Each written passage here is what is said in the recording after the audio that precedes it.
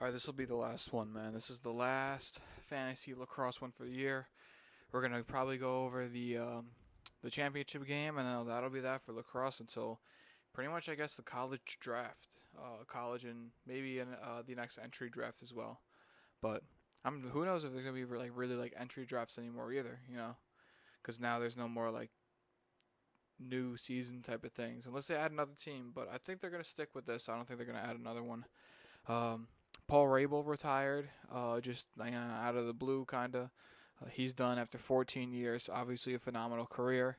But that's not what this one's about. We're going into the top attackman of 2021. Starting at 15, Connor Fields. New team, looked good. I liked him. I felt like he started off slow, but then kind of figured out his way on that Archers team. Jake Caraway had a good freshman year. He did really well. Good rookie year. I liked him. I like the Atlas. I think they're onto something. I really questioned them getting rid of all their veterans, more or less, but it worked out. They look good, and I think that they'll be good for a good time to come. Ryan Drenner. Ryan Drenner on a new team. Ended up doing really well. He really killed it. Had a shit ton of goals. So I really liked that. I felt like I kind of slept on him a little bit throughout the season, but he ended up statistic-wise having a great season. Too bad for that team though, losing pretty early in the playoffs, but it is what it is. And then Jackson Morrill. So he was a guy who kind of came out of nowhere on that Chaos team. Not the guy who I thought was gonna Chrome team. Not the guy who I thought was gonna be the guy. I thought a lot of other dudes were gonna be the guy. But Wolf out for the season. Gutterding getting traded and not really having that great season while he was even there. Morrill really fucking picked it up, man. So as a new guy being in the league for the first time, that was a fucking great showcase from Jackson. So props on him, man. At 11, we have Ryan Brown. Brown, I could have sworn, was going to be higher on this list, but there's just so many good fucking attackmen in this league, man. Brown with a shit ton of goals and I think 1 assist on the season. So crazy to see him and his goal scoring ability on that team, but the Water Dogs should be happy to have him. 10, we have Eric Law. Eric Law, I just feel like is always in the right place at the right time. I feel like I've said this 100,000 times. But really, just Eric Law is just a phenomenal guy when it comes down to just being where you need to be and then being able to capitalize on those moments, So he's a great person to have on your team in terms of, needing some type of leadership and like a guy who can like play those type of important moments and be that guy who you can kind of lean on when you need somebody. Marcus Holmen up next. Holmen, again, another Archer guy. Who would have thought? It goes Holmen, McArdle, and Manny. So, a couple Archer guys in there. McArdle with honestly like a bit of a sneaky season to me. But all three of those guys, fucking did well on their respective teams. I thought Manny was going to fucking lead the league in goals for a little bit there, man. He was really doing some fucking work, man. But good work by all those Holmen and the McArdle and the Manny. Number 6, we got Zeddy Ballgame. What can you say, man? He went from 1st to 6th, so did drop down in the rankings, but still like a phenomenal season. You're still just looking at him like, what the fuck? And he's bringing his team along with a couple other guys into the championship. Josh Byrne at 5. Josh had a hell of a fucking season. Really put in some work for that Chaos team. Was just an absolute tank when it came down to goal scoring and was a playmaker when he needed to be. I like Josh Byrne. I think that he'll have a ton of success on that Chaos team. Whatever team has him is extremely lucky. At 4, Rob Pennell. Rob Pennell did some fucking work as well this season, being on a brand new team. I like that as well. So he looked good. Expected him to be paired up not with Miles Jones to be the playmakers from top and bottom, but he did his job and he did well. Too bad they got knocked out in the first round of the playoffs by another fucking whipsnake loss. At 3, we got Grant Ment, just an absolutely phenomenal fucking playmaker. The offense runs through him. He's just the guy. Drafted 2 years ago. He was after the inaugural season. He has been it. He has been it. At 2, we got Lyle Thompson. He's been the man First year in the league, obviously had that multi-year contract over in the MLL. Basically, the PLL bought out the MLL just to get fucking Lyle Thompson. That's my little theory about it. But Lyle came over and continued to dominate. He did not leave anybody being like, damn, that's not the same. Or, this league's too. Nope.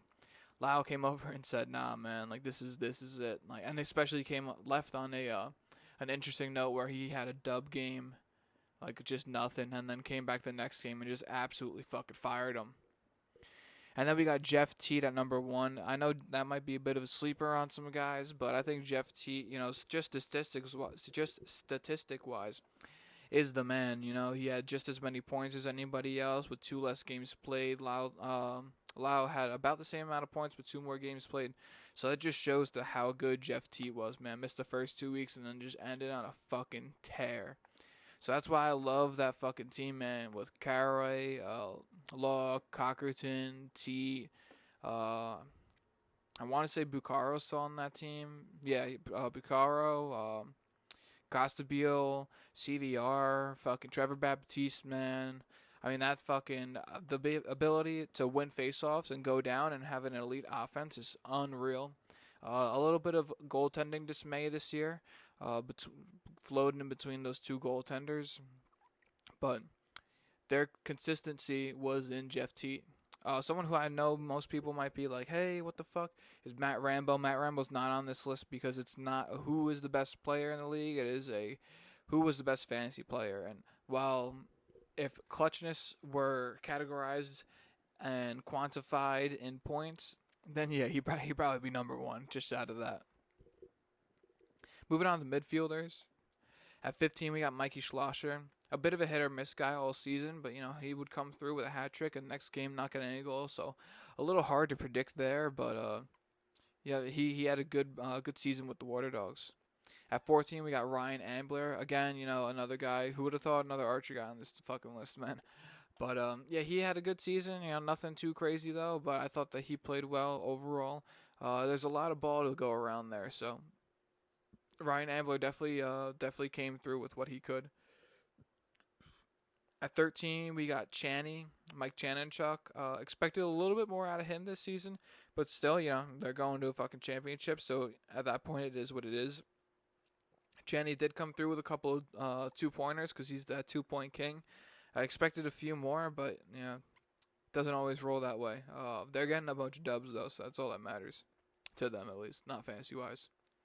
At 12, we got Jordan McIntosh. There's a couple McIntoshes in the league, but this is the one that's on the chrome. He had, I felt like, ended the season on a really good note. Just kind of came through and just started fucking scoring a whole bunch of points. So it was really that latter half of the season that he really decided to come through, and that's what put him on this list.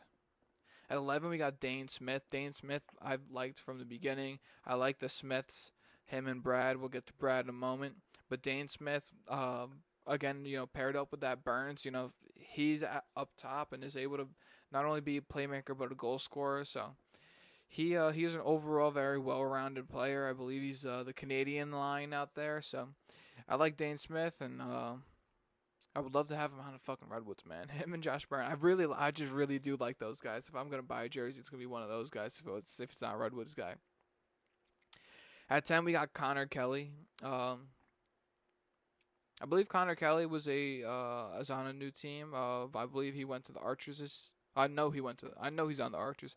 I believe he was traded at the end of the last season. I always get Connor Kelly and Connor Fields mixed up. I don't know, so many fucking names to this shit. But Kelly, again, who would have thought, another Archers guy.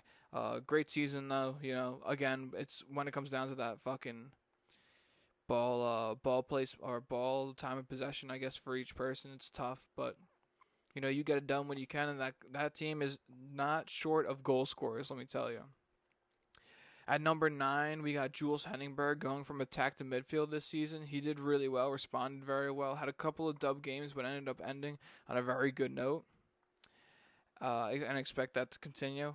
He was always getting the tough matchups with the short stick, so when you're playing with a couple of giants, that'll happen. At 8, we got Brad Smith, again a Whip Snakes guy. He'd had a sneaky season to me, man. Like, every game, he was not, like, having 8, 10 points, but he was, like, just kind of sneaking by with, like, 3 points a game, and you're like, fuck, man, like, he's, like, just scoring a goal and getting a couple assists, or he's getting a couple, like, goals and then just, like, tacking on an assist. Like, the whole season, I just really felt like he was adding on points, like, just game after game with great consistency. At 7, we got Pergovic. Although he started a little slow, he had one gigantic monster game with just a ton of 2-pointers. This season, he had no disappointment in the amount of 2-pointers. They came in bunches, though, so if you played him when he was in, then he was a fucking tank. If you didn't, then he was a bit of a miss. But Perk overall had a very solid end to the season. Stephen Rayfest, the rookie for the Cannons, he had a fucking great season as well. I expected him to do... I didn't really know too much about him, but I expected that team to score a lot of goals, and then they ended up doing such. And then we'll get to a couple of his line mates in a second. At 5, we have Schneider. We have Schreiber, Tom Schreiber. So, shout out to TSI for him coming through. Great photos of him in the Schwartz Institute. But Tom Schreiber is a generational type of player. To me, talent-wise, he's top 3, top 5 in the entire PLL. But gotta love Tom Schreiber. While his production was a little bit down this season, obviously finishing top 5 in fantasy, it wasn't down too much. If you drafted him first overall, you shouldn't be all too disappointed. At 4, we have Paul Rabel. I knew he was gonna get better this season. Like, you couldn't have slept on him any more than fucking anyone else. Like, I don't know how else to point it out to you in fucking bright lights that Paul Rabel was going to have a good season this year after having a couple disappointments, getting on a brand new team that originally drafted him. I mean, there was no better comeback story than for fucking Paul Rabel, man. That was like the person that was the guy. Like, it was so obvious that he was going to fucking go out, especially this being his last season. He might have known that, but he went out on top, man. He had a fucking great season. Zach Courier at 3, overall just a fucking tank between ground balls, calls turnovers, goals, and assists, man. This guy was the fucking dude. A great two-way, a great guy on faceoffs to be a wing. He overall as a fucking guy, the Water Dogs are very fucking lucky and should be very fucking happy to have Zach Courier on their team. At 2, we got Brian Costabile. At the end of the season, it was looking like CJ Costabile was a bit of a better fucking midfielder with the long pole. But Brian Costabile's there. I knew he was gonna have a good season. Not as good as it ended up being. He started off a little slow, but ended up coming through. I really liked the way that he played this season. I knew he was gonna have to take that number 1 role with Paul Rabel leaving. He ended up doing it and did a fucking fantastic job at it. And then at number 1, we have Miles Jones, a guy who I honestly slept on. I didn't really have too much faith in him. He did kind of choke in that playoff, but that doesn't matter here, where this is all regular season.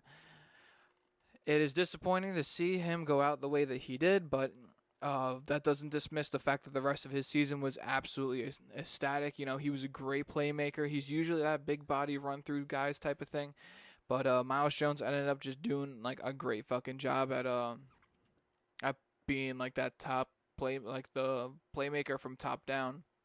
So great addition for the Redwoods in the second season. So good to see Jones do what he does.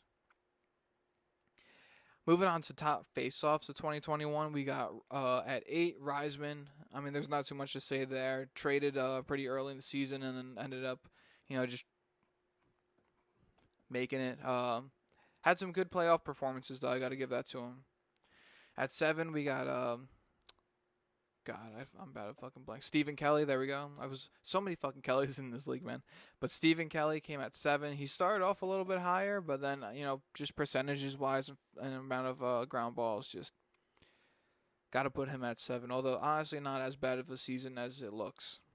At 6, we have Adler, someone who I thought was going to be a lot better, a former MLL face-off guy of the year. Ended up just not doing as well as I thought he was.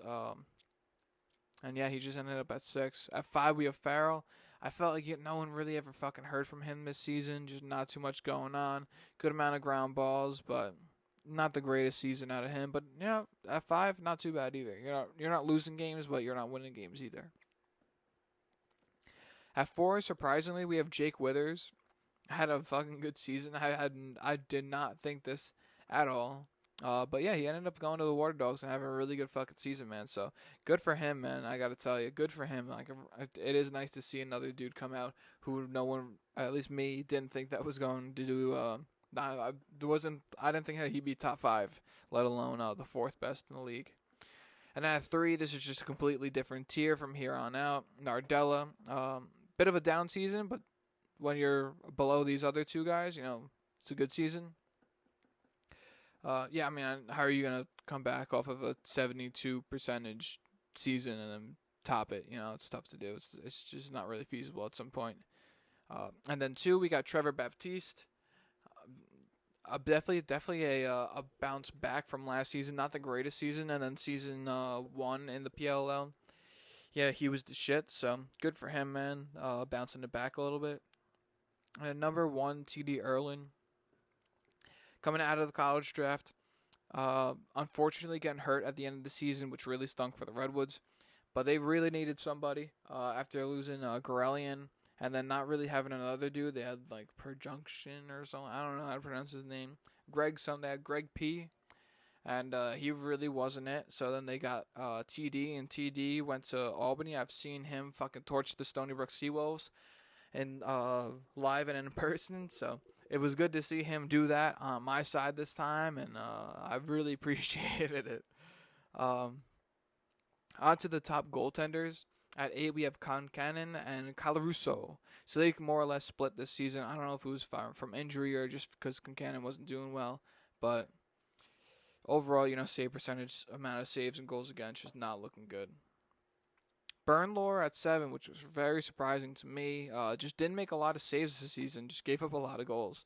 And to the point where they ended up starting, I forgot his name, but the backup goaltender. Backup is a bit of a... is a bit much to give this guy because he actually is a very good goaltender in general. This is his first time being a quote-unquote backup. But, yeah, so just not a great season out of him, and he wasn't playing. I don't even think he was there last week. At 6, we have Dylan Ward. A bit of an uptick with him, but still not, like, fantastic, but not bad. They could definitely upgrade at that position. The Water Dogs. And then John Galloway at 5. They seem pretty good. I mean, he started off tough and then ended the season at a very good pace. And then that was the middle to end of the season. I think the last game he struggled a little bit. But, I would expect Galloway to be a little bit better next season as long as he continues on this trend. 4, we have Adam Gittleman again. He just doesn't see a whole lot of shots for some weird reason. And they kept trying to use fucking Drew Adams, man. Like, just... I don't know. I can't get into it again. I don't like Drew Adams compared to Adam Gittleman. It is what it is, but Gittleman's my guy, and I wish they would just stick with him. At 3 with Nick Morocco, pretty much solely due to the fact that he just had a ton of fucking saves, a ton of shots against. Like, he was there. His save percentage was pretty decent too, but the amount of shots he saw was unreal. At 2, we got Tim Troutner. Timmy had a good fucking season, but there's not much more to say than he didn't see as many fucking shots as this guy and didn't have as many saves. Although Blaze at number 1 does struggle with the 2-point ball for some reason. So, a little scouting report on that. He gives up the most in the league. I don't know if it's because they just keep losing faceoffs or what it is. And now we're just going to go with the top D-men of 2021. At 15, we got Troy Ray. Did a good job at LSM for the Chaos. I've really liked watching him play. He's a good guy to watch. Very athletic individual. And had a couple 2-pointers towards the end. Mike McMahon on the Archers. Did a pretty decent job this season. I thought he was going to be a bit better fantasy-wise. But, top 14, top 15, not too bad. Zach Goodrich as a short stick D. It's nice to make this fucking list, man. Good for him. Very nice to see. I'm always, that's my favorite position, short stick D. So glad to see that there are relevant short stick D, and that you actually have to pay attention to some of them. God, excuse me. Craig Chick also had a good season at LSM for for Atlas. Him and Cade Van Rapport had fucking hell of a season. Tons of ground balls for both of them, so good to see out of that. Jack Rowlett, tons of turnovers for him. He had a good season. Kind of expected that. Not the greatest on his team, in my opinion. Actually, wait. Oh, yeah, because Surdick was technically who I had at the best. But he got ran the fuck over the last game by Matt Rambo, man. So tough to see out of there. But overall, good season for the rookie. And then at 9, we have Rexroad. Again, another fucking Atlas dude. Good season. Really the first season I really heard of him. So good to see out of that. Eli Goodrich, however the fuck you say his name. For the Archers, again, dude who I didn't really know too much about, but ended up having a real great season. Garrett Eppel at 7. While he's a defensive fucking beast stat-wise, he's just not like that top 5 type of guy, but I do think that he's a top 5 talent-wise. 6, Graham Hosick, another fucking Archers dude. Who would have thought? That team is just like fantasy fucking heaven. But Graham Hosick with a fucking great season as well. 5, Cade Van Rapport. He's one of my favorite fucking defenders, man. Just extremely athletic as well. 4, Jake Pulver. New Cannons guy, so fucking great season out of him as well. He's a dude to look out for in general. 3, Brody Merrill. The GOAT. Like, there's not much more to say there. 2, Joel White. Congrats on your retirement. And then 1, Liam Burns, man. Liam Burns had a hell of a season, man. Overall, just a ton of fucking calls turnovers, a ton of ground balls, just fantastic defensively.